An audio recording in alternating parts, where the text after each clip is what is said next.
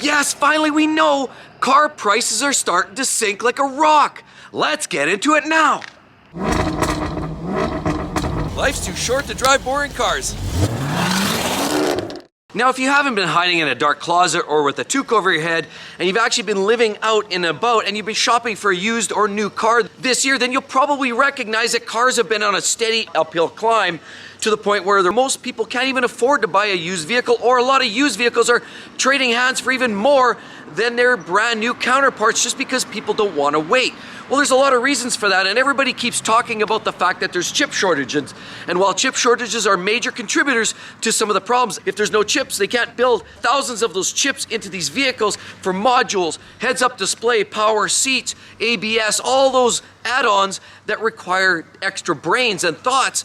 Those aren't available, so what you're having are manufacturers lacking that supply, unable to put the cars to market. Of course, when there's no available product, of course that drives prices up because people then start to have to shop around for used cars. Used car prices start to trickle higher, and then we have a place where people are paying even more for a 3-year-old Toyota Tacoma with 100,000 kilometers on it than a brand new one if they just wanted to wait for 8 months. It's absolutely bizarre. We also can't forget about the Russian crisis with what's going on in the war across overseas. That's having an impact because they're strangulating a lot of the supplies to Europe for oil and gas as well as refined products. That's taking a major toll on overall pricing and inflation. And it's not just cars. We're seeing it in the food that we buy in the grocery store. We're seeing it, the house market pricing is absolutely gone bananas in this last 12 months. It's getting out of hand. So how does that get turned around? I mean, a lot of these factors are almost out of our control. They're still playing catch up in the manufacturer level. So how do we curtail this, and how does the market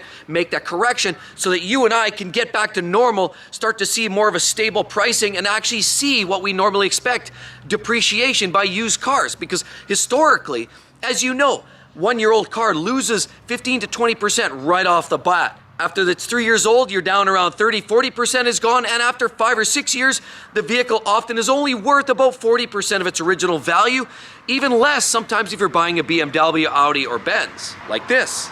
But some people just want quality transportation. Get a Lexus, a Toyota, a Honda, just even the basic mode of transportation that isn't going to cost you a lot of money to repair or maintain.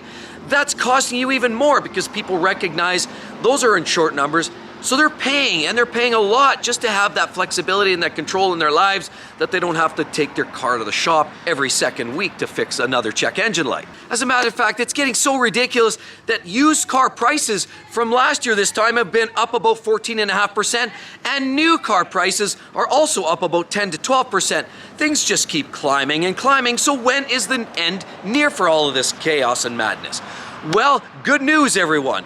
The chaos has subsided, and actually, for the first time in a while, we've actually seen some stability and some of the leveling of the car market prices. I've had many viewers reach out and say, hey, I'm starting to see some of the prices in our local area start to level off, and hey, I got this great deal on this. Or actually I had a viewer there last week comment that they actually got $3,000 off of the base MSRP on a new car. So there's signs and there's signatures that we're starting to see that shift. We have actually, in my opinion, and according to many other experts in the industry, we've started to see a bit of a plateau here in the mid part of 2022.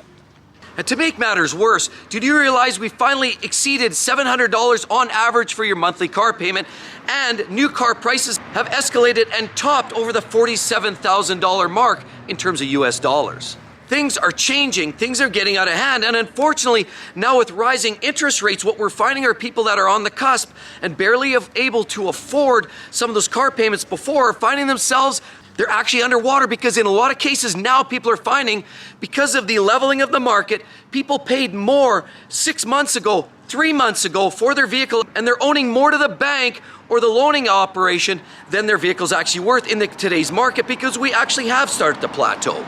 Now, everybody keeps talking about these extraneous topics, but the reality is there's other things going on, and it's the government. It's called the federal government, both Canada, US, and really across the globe. They're intervening, if you will, and they're making adjustments to the interest rate. That's right. In other words, the lending rate that the banks are going to offer you, the federal governments are essentially elevating or opening the ceiling on those by incremental points. And of course, the Bank of Canada, or the US side, the banks are raising the roof on interest rates. And what that means is that's an intent to curtailing some of the issues where we're seeing with the inflation rates. And inflation is what's driving all of this.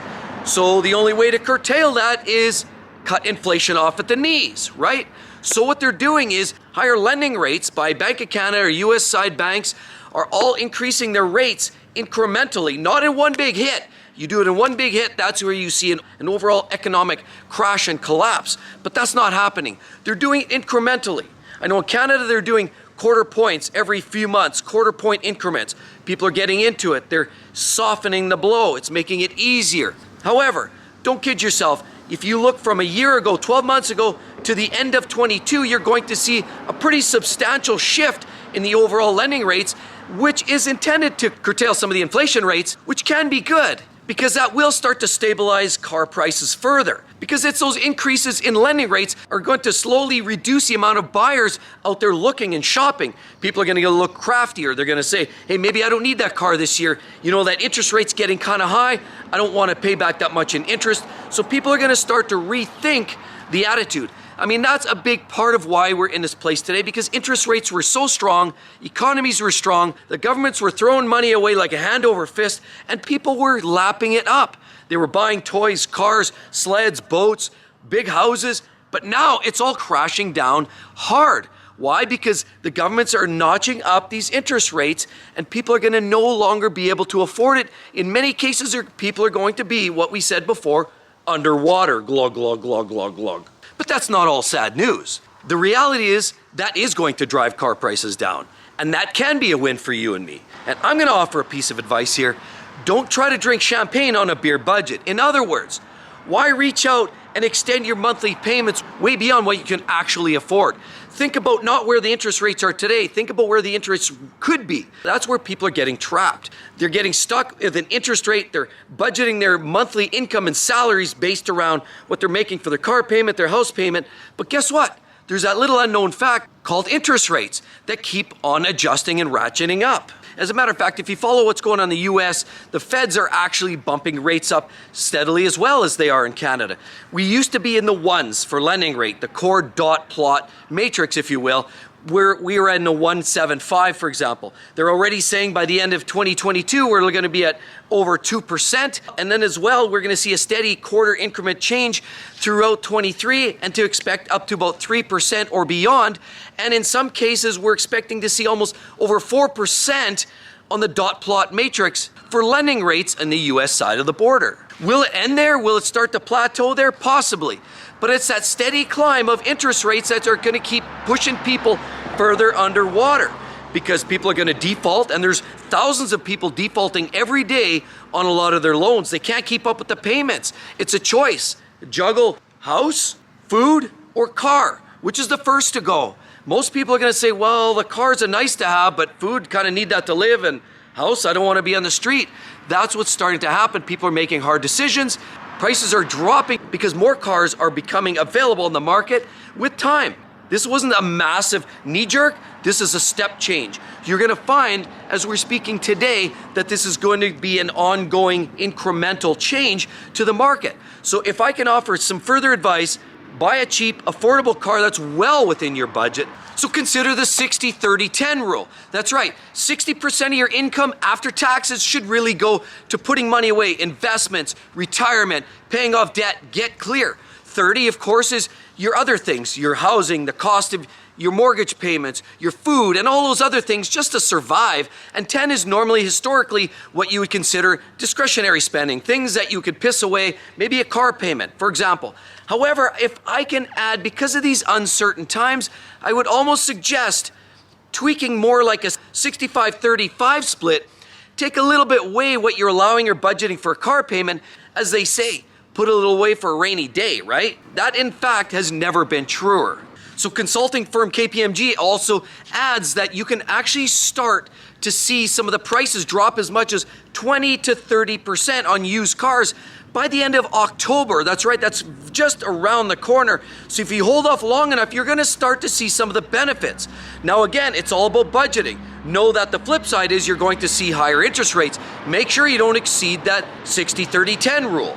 And while some conservative analysts are suggesting 2% by the end of 22, There's actually others that believe the federal government is going to be a lot more aggressive. And we may see rates closer to 4% or beyond by the end of 2022. There's certainly different analysts saying different things. However, there's one thing that's consistent. Interest rates are climbing. And that means many people are no longer going to be able to afford what they were 2 years ago. So there's going to be excess volume on the market. People are going to be able to capitalize on that. Get your used car. But again, have the money, do your shopping, get the best rate, lock it in, and then you're good to go. And with all of that said, be sure to save your money, make your old car last longer by maintaining it, shop around for the best price, and as well be sure to subscribe right down there. And you'll get much more great video content helping you make the right car buying choice. Hope to see you, each and every one of you, on the next one. Catch you real soon. Bye-bye.